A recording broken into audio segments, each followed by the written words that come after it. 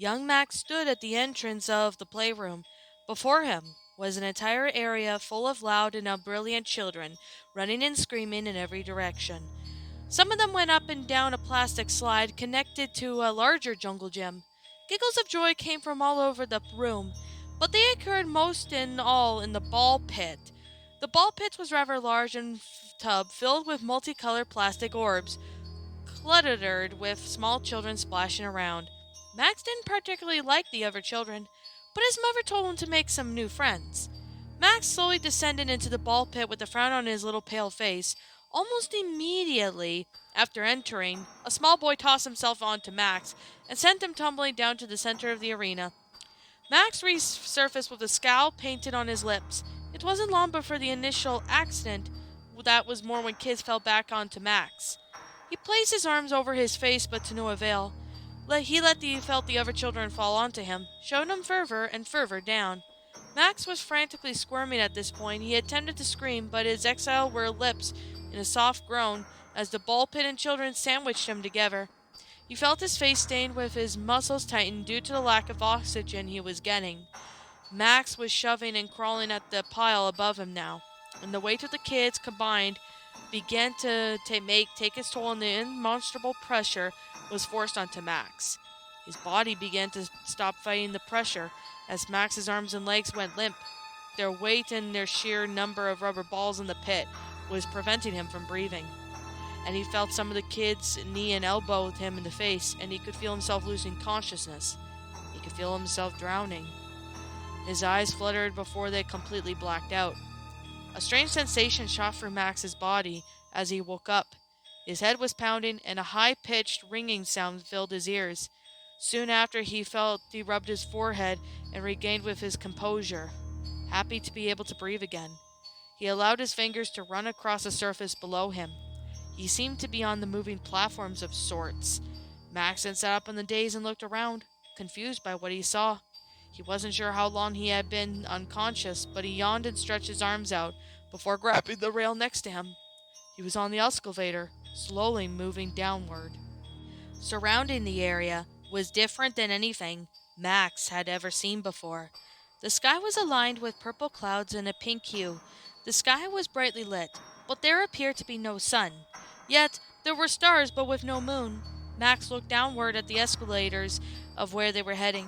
He seemed to pass through a thin layer of clouds, and below those he saw a platform. He saw colorful carnivals on it, and it had beautiful birds and butterflies fluttered through the air quite majestically. Before he knew it, Max's feet touched down to the ground and stood there with a gigantic place. Everywhere he looked, his eyes were met with the abundance of beauty. Lush gardens full of pure white flowers and trees made of cotton candy substance filled his vision. Max pranced along with the perimeter of the platform, taking all of the sights. Then he stopped onto a path made from the whitest marble he had ever seen. It wasn't long before he started skipping down the path that he came to contact with the owner of the mysterious and wonderful land. He was rather a tall man, and his skin was pale and smooth. He opened his mouth to reveal a toothy grin made up of teeth treated with the most proper hygienic care, and the sight of the man caused Max to smile as well. He wore a red suit decorated with blue, purple, and yellow polka dots. It was tacky, but Max looked at the past it and stared at awe at the man. Happiness and joy seemed to radiate off the man and spread in every direction. "Hello, child. Would you like a balloon?" Max smiled, nodded his head politely. His mom would always give him balloons on his birthday, and it brought him back fond memories. The man smiled and held out his hand. Max took it together, and they galloped along the path, and towards the center of the carnival. A small carousel seemed to stand directly in the center, and so the two of them got on. Little Max had trouble at first, but the man helped him lift him up and onto the porcelain horse. But there was something bothering Max. Although he didn't want to be rude, he also wanted to know how he'd be getting when he'll get his balloon. "Hey, mister, is it okay if I have my balloon now?" The man had turned his head towards Max and smiled. Of course, his elongated fingers curled around the brass pole sticking out of the horse's head, and he smirked before placing a hand on top of the polka dots aligning his suit. In an instant, he pulled a yellow polka dot out of place and blew onto it, inflating the rubber size into a balloon. There, kid, you got 2 for 1 deal. I did a magic trick, and you made a balloon too. Now, if you behave and have tons of fun, you'll get even more prizes. Max shifted his towards the man. His eyes fluttered in surprise. More presents and gifts? His mom never got him anything except for on Christmas and on his birthday. Like what, sir? Max asked the man politely. Oh, like, I don't know. How about ice cream, Max? You like ice cream? All Max could imagine do was nod his head yes. This place was only getting better and better for him. At first when he got a balloon and the carnival rides, and now he was getting ice cream? What more could he ask for? Really? Ice cream, sir? Yes, thank you for this. Max knew his mom wouldn't be proud of him for listening to strangers. It was one of the things she told him never to do. After all, still this was a nice stranger. Max didn't think he was a bad guy trying to hurt him. Perhaps if Max was older, he would be able to understand what looks can be incredibly deceiving. But pull of the carnival and the promise of those sweets made him forget about his mother's warning, and so he followed the man hand in hand deeper into the carnival. Excuse me, mister, is it okay if I ask you a question? Sure, Max, anything at all, the man said with a toothy grin on his face. How is this place so huge and colorful? Max asked. Although he was just a small boy, he was curious as to how something impossible could be real. It was far hard for him to wrap his head around the perfection before him, and he needed an answer, not out of suspicion, but out of confusion. Well, you see, Max, this place is always bright and happy because it's fueled with happiness and joy in the world. That joy acts like a new battery here, and you could soon help in the world be even brighter and more perfect. I can even tell that you're a good child, Max, and I knew for a fact that the rest of the children would be excited to have your help to fuel theirs. Max stopped for a moment. Other children? He didn't see any other kids since he stepped into the carnival. No, he hadn't seen one but the man.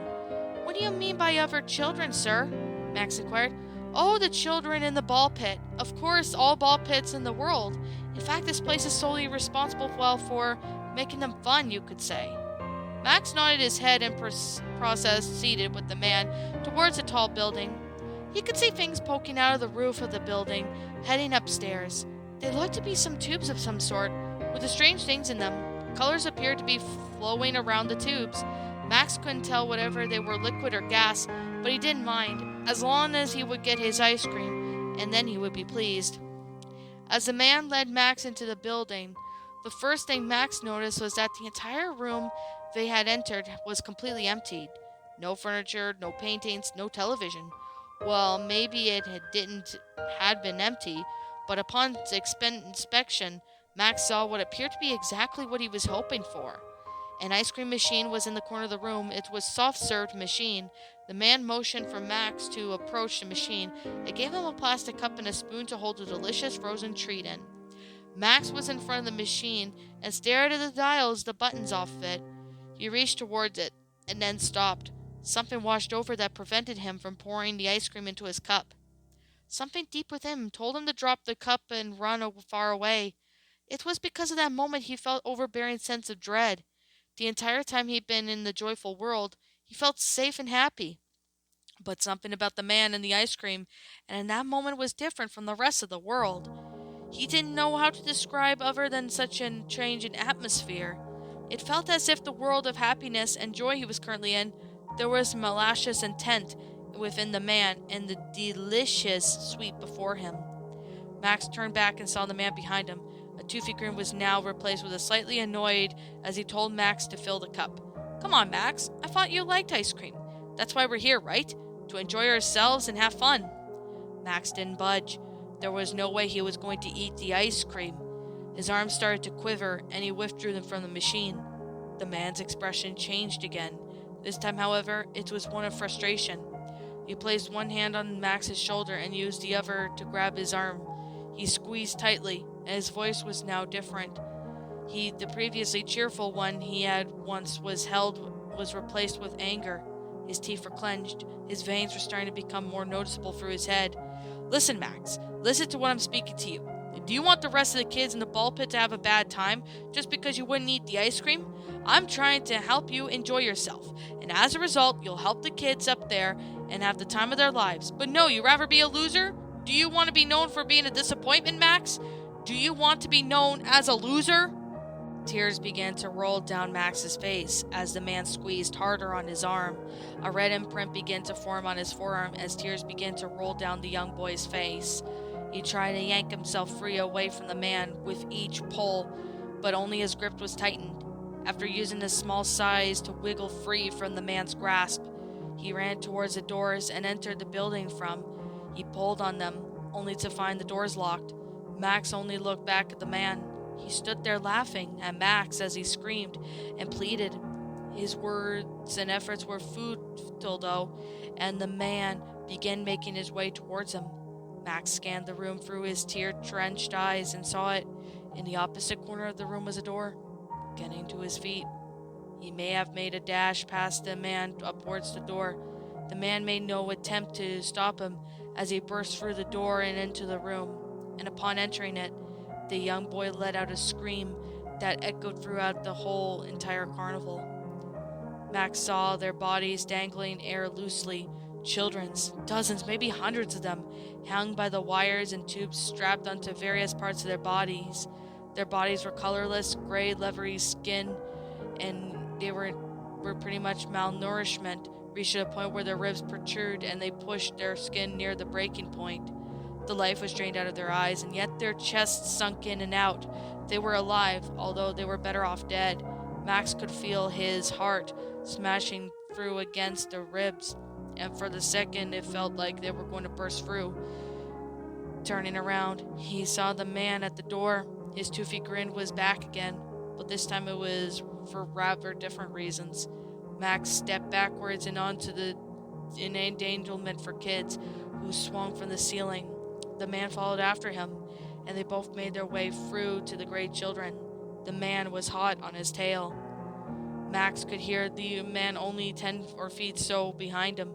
He was stronger and faster than Max, moving through the bodies with ease. Max knew he had to do something and fast. Thoughts raced through his mind, but out of panic.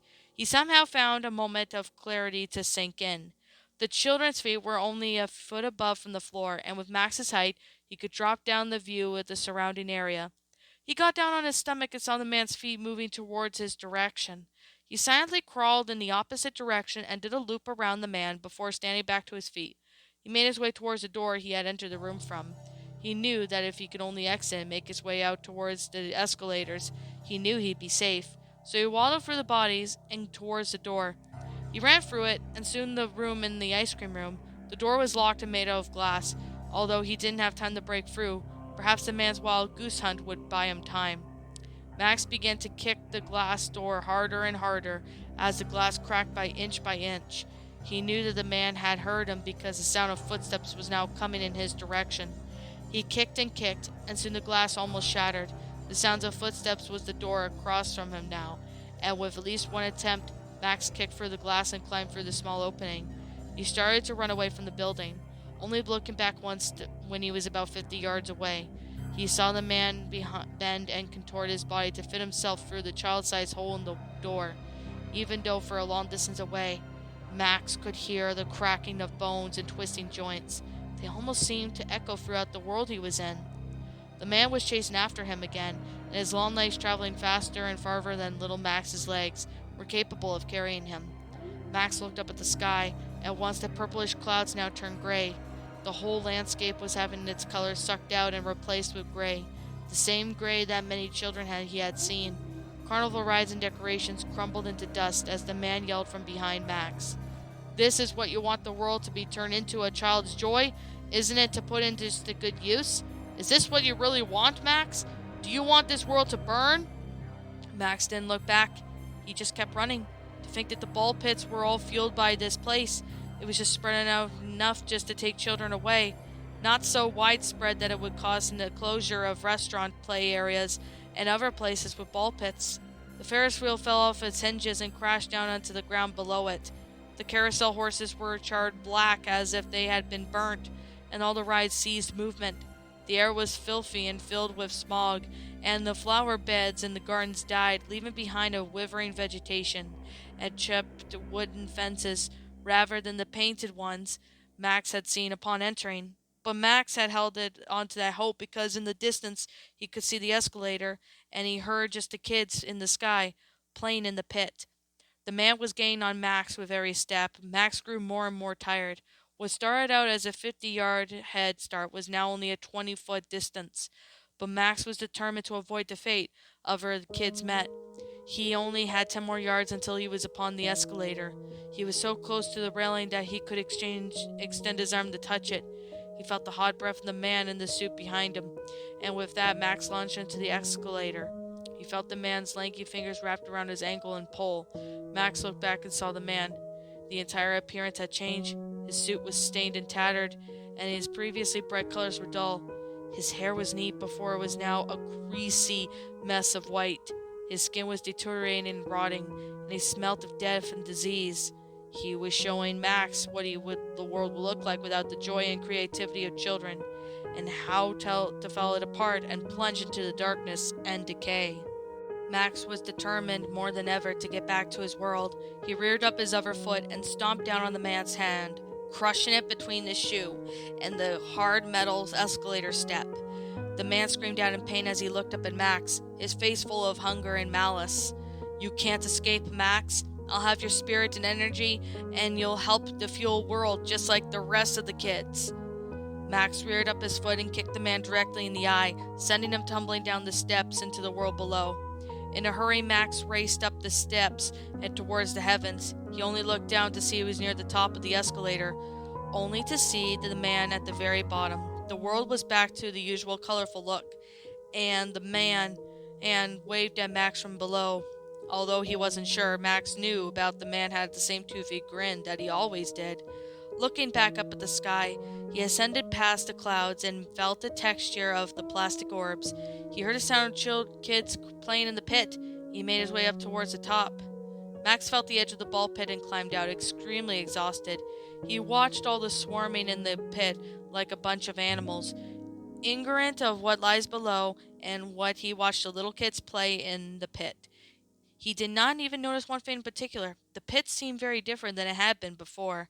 He didn't know what it was. Something about the colors seemed more vibrant than he last saw them.